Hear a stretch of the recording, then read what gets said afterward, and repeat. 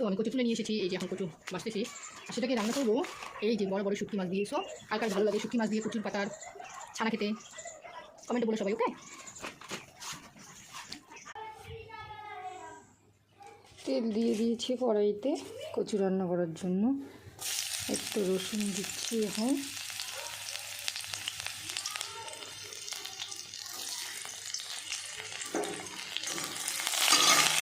শুটকি মাছ দিয়ে তারপরে এই যে